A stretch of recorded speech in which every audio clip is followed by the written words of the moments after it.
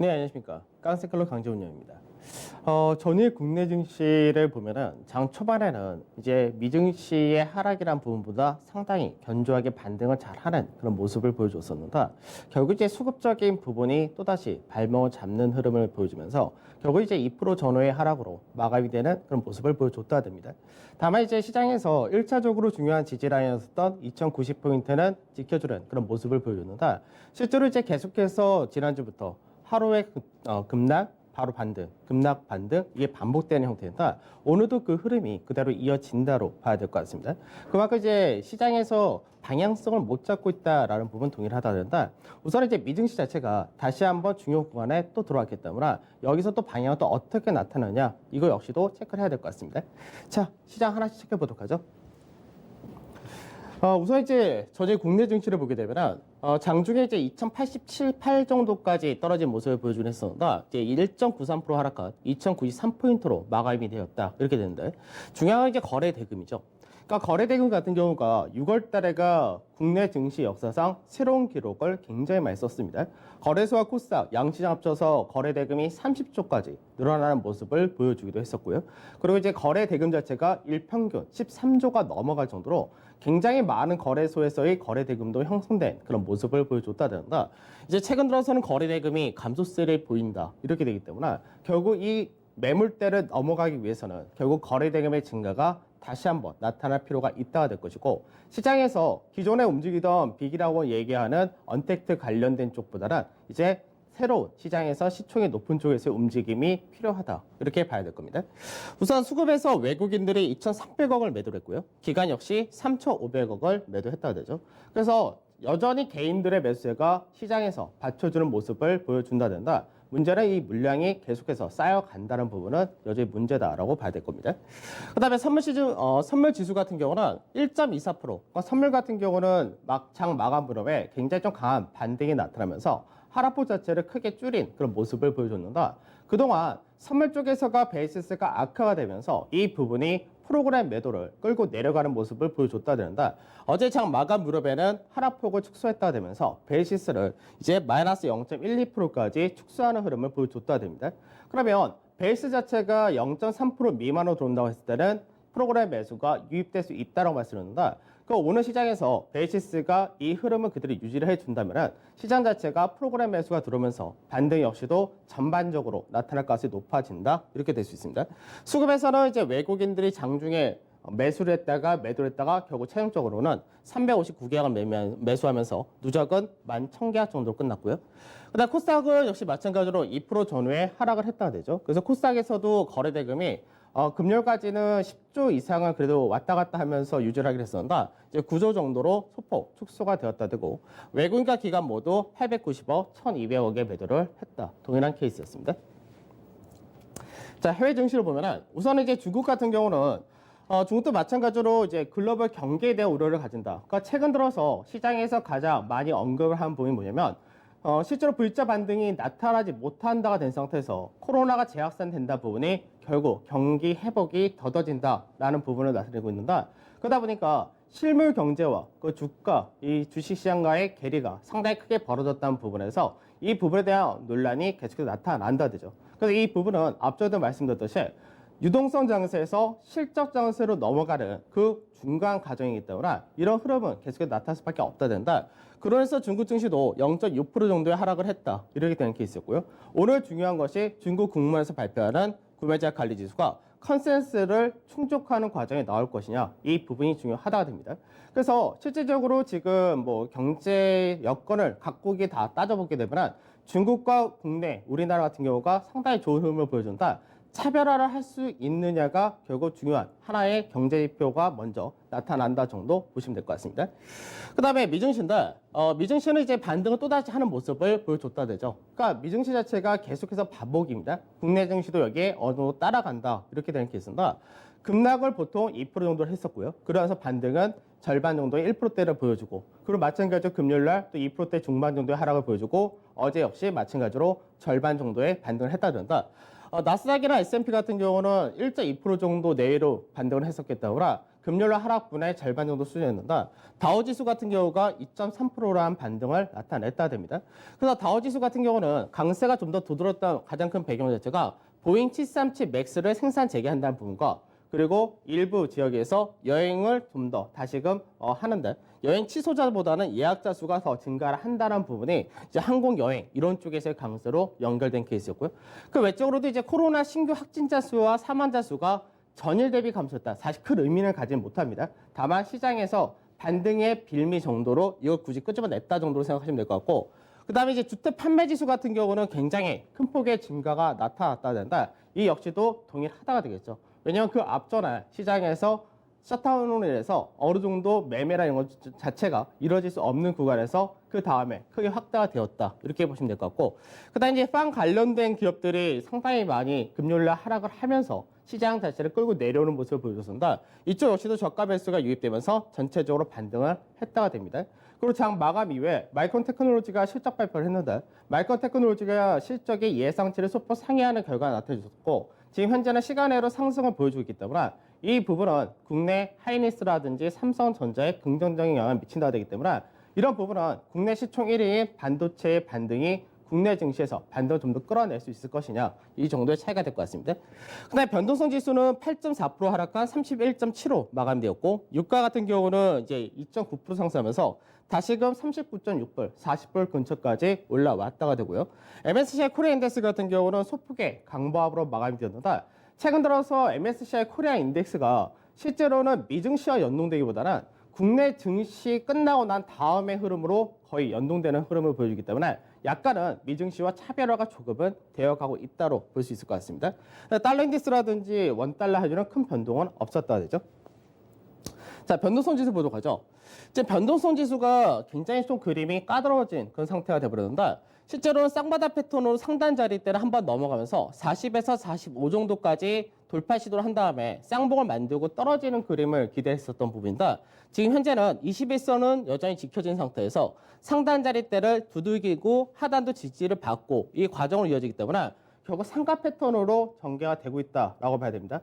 이 얘기는 뭐냐면은 삼각 패턴 자체가 방향성이 이제 거래량을 우리가 확인할 수 있으면은 어느 정도 방향을 알 수가 있는데 거래량을 확인할 수가 없는 케이스이기 때문에 결국 현재 구간에서는 추가적으로 윗방향도 여전히 열려 있고 반대로 밑으로 떨어지게 돼서 시장 자체가 어느 정도 안정화될 수도 있다 이렇게도 볼 수 있습니다.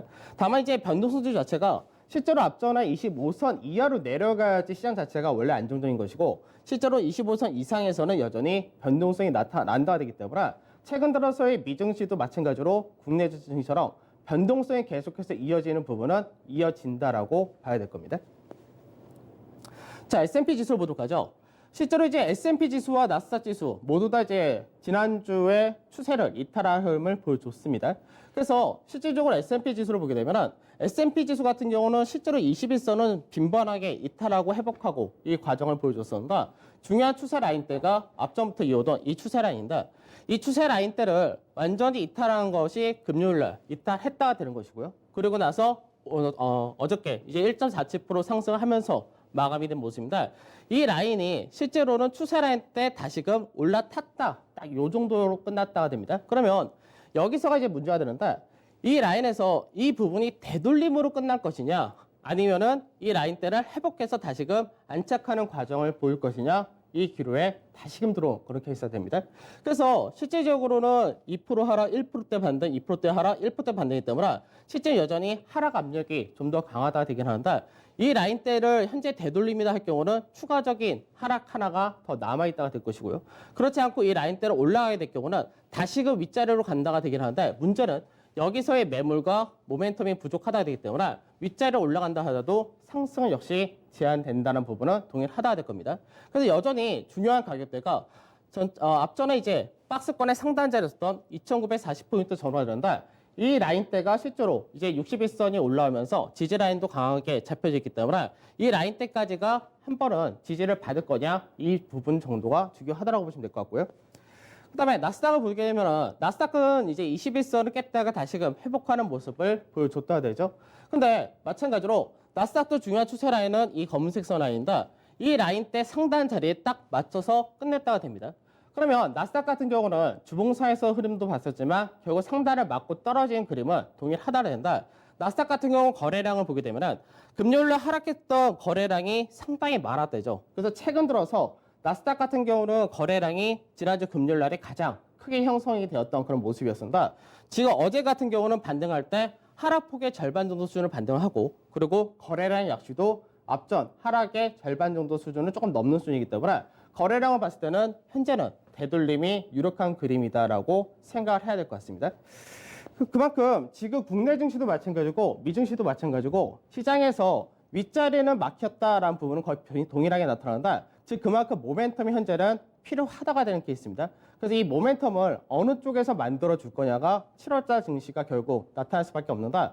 그러다 보니까 위쪽 방향도 막혀 있고 하단에서는 저가 배수가 유입이 되는 그런 케이스라서 계속해서 시장 자체가 방향을 아직까지 못 잡고 있는 상태에서 고가 대비해서 여전히 흘러내리는 형태가 이어진다 되겠죠. 자, 어제 시장을 보게 되면은 어제 증시는 뭐 다 하락을 전체적으로 나타냈다가 된 케이스입니다. 그나마 이제 하락이 작았다라는 부분이 조선기계 쪽이 하락이 가장 작게 나온 그런 케이스였습니다. 그래서 조선기계 같은 경우는 앞전에 이제 수주권 이야기가 나오면서 상당히 큰 폭의 강세를 보였다가 거의 대부분 상승폭의 절반 정도를 반납을 한 그런 상태이기 때문에 추가적인 조정폭이 상당히 작다가 되는 그런 케이스가 될 거고요. 그다음 IT 같은 경우도 역시 하락이 제한된 모습을 그나마 보여줬다가 됩니다. 그래서 최근 들어서는 삼성전자 쪽으로 이제 외국인들의 수급이 많이 개선된 모습을 보여준다. 삼성전자도 마찬가지로 전체 상승폭과 시장에서 3월 달에 무너졌을 때의 저점 대비 상승폭의 38.2%라는 조정을 먼저 맞아놓은 그런 케이스이기 때문에 그만큼 현재는 이쪽에서가 지지라인이 든든하다가 되는 케이스입니다.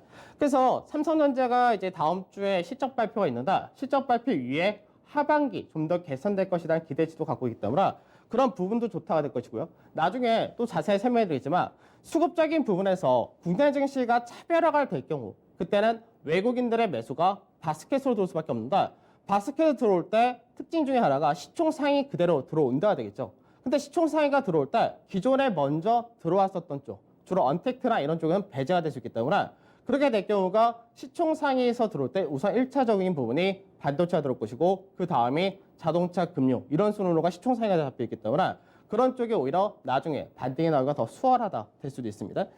그래서 전체적으로 이제 하락이 제한적이었다라는 쪽이 다음번에 좀 더 강하게 움직일 수 있는 쪽이 나타날 가능성이 높다고 보시면 될 것 같고 그 다음에 전체적인 하락은 다 똑같았다, 다 대부분 비슷했다가 되죠. 그 다음에 유통 쪽에서는 삼성물산이 개별적인 모멘텀을 내서 하락이 제한적이었다 되는 케이스였고요. 통신이라든지 이런 쪽도 좀 더 하락이 제한적인 모습을 보여줬다 보시면 되겠습니다. 자, 수급을 보도록 하죠. 수급을 보면은 이제 뭐 늘 후행적인 부분이지만 외국인 기관이 인버스를 많이 샀다 부분이 있었고 그다음에 동반 매수 같은 경우는 삼성중공업이라든지 SK케미칼 이런 쪽에 들어오는 모습이 있었는데 그 외적으로는 외국인 같은 경우는 카카오와 LG와 삼성 SDI 다시금 언택트 관련된 인터넷과 그리고 2차 전지 중심으로 들어온 모습을 보여줬다 됩니다. 그 다음에 매도를 보게 되면 매도에서 이제 SK를 가장 많이 매도를 했다 그럴 이제 목요일날이 되겠죠. 목요일날 SK 바이오팜이 상장을 한다 이렇게 된다. 상장은 워낙에 지금 뭐 경쟁률이 굉장히 공모에 대해서 많이 청약을 하다 보니까 실제로 경쟁률이 굉장히 높아진 그런 케이스입니다. 그러다 보니까 SK 그 외적인 그룹주들에 대한 강세가 꾸준히 이어졌던 부분이 있었는데 거기에 대한 차익이 떨어졌다 되고요. 그 다음에 하이닉스나 삼성전자 역시 매도를 하긴 했지만 규모는 크지 않았다 됩니다. 그 삼성바이오로직스라든지 현대차, 호텔신라 그 외적인 쪽에 대해서 전반적인 매도를 했다가 됩니다. 그 다음에 기관에서의 수급을 보게 되면 기관 같은 경우도 마찬가지로 인버스를 뭐 동반 매수했다 이런 부분 똑같은 케이스였고요. 그 다음에 SK케미칼 이쪽을 동반 매수를 하면서 SK케미칼이 급등이 나온 케이스였고요.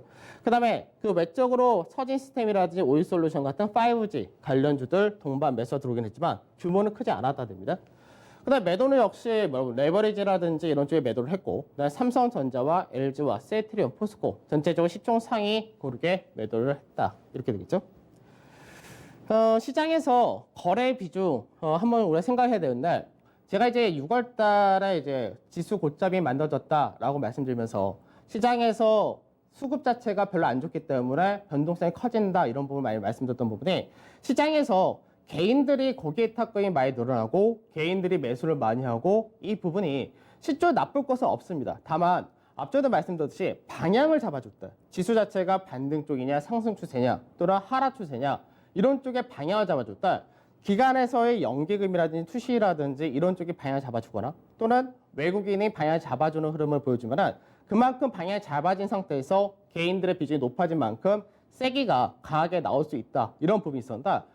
6월달 딱 들어오면서부터 만기 전후로 대부분 차익 실현이 들어가고 시작을 했고 그 다음부터는 개인들만 계속해서 매수 매도를 하면서 시장에서의 이슈라든지 이런 쪽에 대해서 등락을 크게 나타났다. 이렇게 돼버린다. 그러다 보니까 시장 자체가 변동성이 굉장히 커졌다 돼버리죠. 그래서 실제로 코스피 같은 경우는 예전에는 보통 어느 정도냐면 대략 한 40에서 한 55%이 정도 사이에서 개인들의 비중이 나타났다 됩니다. 그 얘기는 뭐냐면 외국인이나 기관이 시장에서 최소 3분의 1 이상 또는 절반 정도는 시장에서 어느 정도 매매의 중심에 서 있었다는 얘기인데 그 부분이 지금 개인들이 너무 커졌다는 거죠. 그러다 보니까 개인들의 매매 비중이 현재는 68%대까지 올라왔다 됩니다. 그럼 개인들의 매매 비중이 68%라는 얘기는 무슨 얘기냐면 외국인과 기관이 그만큼 시장에서 차지하는 비중이 작아졌다는 이야기고 그만큼 외국인과 기관이 어느 쪽으로 방향을 잡아주면서 같이 가면 좋은데 그렇지 못할 때는 시장 자체가 이슈라든지 해외의 변동이라든지 이런 부분에 대해서 굉장히 민감하게 변동성이 확대된다 이렇게 보셔야 되겠죠. 그래서 실질적으로 이제 6월 한 달 동안 일평균 거래대금이 지난주까지 해서 하루 평균이 13조 3천억이기 때문에 그만큼 13조 3천이 넘어가는 매기가 붙으면서 상단의 매물을 소화해야 되는 그런 과정이 필요하다 됩니다. 그래서 거래대금이 증가하지 못한다는 얘기는 상단 자체가 제한될 수밖에 없다가 되는 것이고 그만큼 개인들의 비중이 높은 상태는 신용도 많다라는 이야기하고도 똑같이 적용이 되고 있는데 그런 상태에서 시장에서 좀 안 좋은 악재가 나올 경우는 역시 하단이 또 세게 떨 수 있기 때문에 그만큼 변동성이 계속해서 이어진다가 됩니다. 그래서 이제 오늘보다는 이제 내일 이후가 본격적으로 이제 시장에서 경제 지표라든지 그리고 실적, 어닝 실적에 들어가기 때문에 거기서 이제 어느 정도 모멘텀을 형성해 줘야지만 방향이 확실하게 잡힌다 이렇게 생각하고 시장에서 변동성을 계속해서 어느 정도는 대비를 하면서 움직이셔야 될 것 같습니다. 자, 종합주가지수 보도록 하죠. 종합주가지수를 보게 되면은 지금 방금 해드렸던 얘기가 그 얘기인데 13조 3천의 자릿대가 6월달 평균 거래 대금이다 라고 말씀드렸습니다. 그러면 6월달 평균 거래 대금이 이 라인대에서 다 형성되었던 얘기인데 그럼 박스권이 앞전까지 2115포인트에서 2160포인트 이 라인대 정도를 만들었기 때문에 그러면 이 라인대 정도가 전체적으로 매물이 쌓여 있을 수밖에 없다는 얘기죠. 그럼 이 매물을 넘어가기 위해서는 역시 추가적인 모멘텀이 필요하다가 되는데 이제 어제 같은 경우를 보게 되면은 어제는 국내 증시가 하락 출발이 상대적으로는 적게 출발했습니다. 그러면서 반등을 했었다는데 반등하면서 저항을 받았던 자리가 요 2120포인트 전후짜리대에서 저항을 받았는데 모양 자체가 지금 현재 채널 패턴이라고 말씀드렸죠. 그래서 채널 패턴의 하단을 깨고 나서 되돌림을 여기 한번 저항을 맞고 다시금 하락으로 마감이 된 그런 케이스였고 지지는 2090포인트 전후가 최근 들어서 앞전에 급락이 떨어지고 강하게 반등했었던 그 시가 라인이기 때문에 그 라인대에서 지지를 했었다가 됩니다. 그럼 전체적인 모양은 이 채널 패턴을 만들었고 앞전에도 똑같은 얘기했지만 시장의 1차 상승, 2차가 박스권 조정이었으니까 3차 상승, 그 다음에 4차는 N자형 하락으로 떨어진 것이 맞다라고 말씀드렸는데 지금 이 라인대에서 우선 상단 자리는 또다시 저항으로 인식이 될 가능성이 높다 됩니다. 그래서 상단 자리가 저항으로 들어올 때는 역시 2120포인트 전후 이 라인대가 저항인 거고 그 다음에 2090이라는 자리대를 두 번째 지지를 받았다고 봐야 되는데 이 라인대를 다음번에 내려오게 될 경우는 떨어질 가능성이 여전히 높다 이렇게 될 수 있기 때문에 그렇게 될 경우는 역시 2030에서 50이라는 라인대가 2차 지지 라인 이렇게 될 겁니다.